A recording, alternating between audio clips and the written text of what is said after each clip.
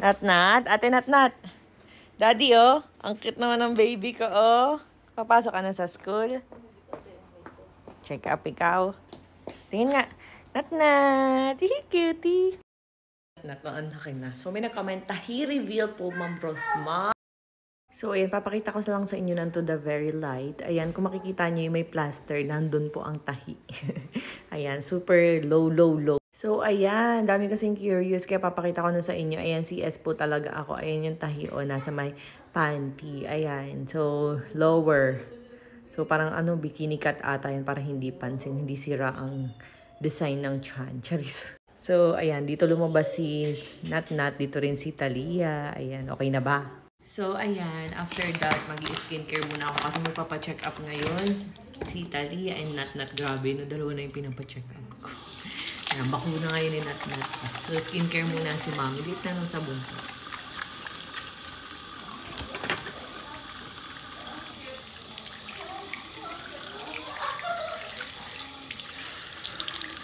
Ayan, so, dun yung tahi ko para hindi siya kita kapag ka nagsiswimsuit. O, diba? Ayan.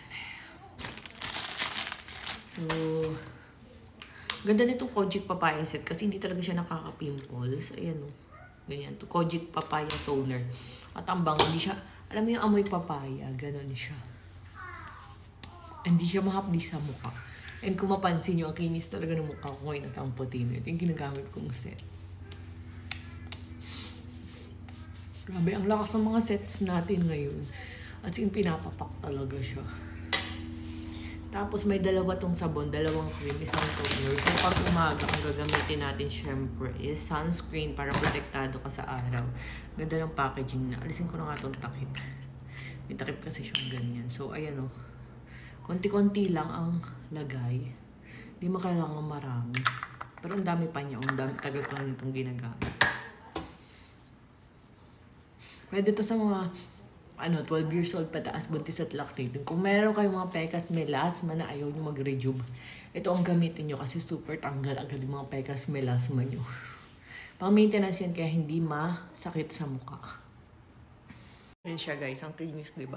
At hindi lang pekas melasma yan, nakakatanggal din siya ng dark spots. Nakita nyo yung dito ko, ayan o, walang filter yan ha. Kaya kung makikita nyo, kita pa yung konting bakas nung kinutkot ko dito. Ayan, ultimo nga yung mga hair ko sa pilik mata kitang, sa kilay kitang-kita, diba? So, no filter talaga. Ito yung kinutkot ko nung isang araw at kagabi. Pawala na rin, light na siya. So, ayan, nakakaputi rin niya, nakakatanggal ng mga pimples, dark spots, peklat. Ang bilis guys, 249 lang. 6 na ang laman. And pwede yan sa 12 years old pataas, buntis at lactating. Tapos, ayan guys, magpapahid lang ako nitong Rosmar Underarm Cream para tuloy-tuloy ang pagpapaputi ng kilik-kilik. Ibababad ko lang siya, pero alisin ko rin kasi lalabas ako. So, ayan siya guys. Ayan, pwede to sa 7 years old pataas, buntis at lactating. Ayan, open sesame mo lang yan, ipahid. Grabe, amoy melon. Super bango talaga guys. Super bango. Wala akong masabi. Ayan siya guys.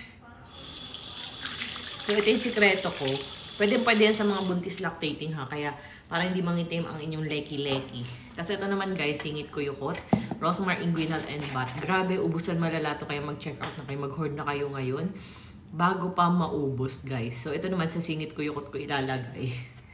Ayan siya guys. Ang bango. Ito naman ang may Kojic Papaya. So ayan, lagay lang natin.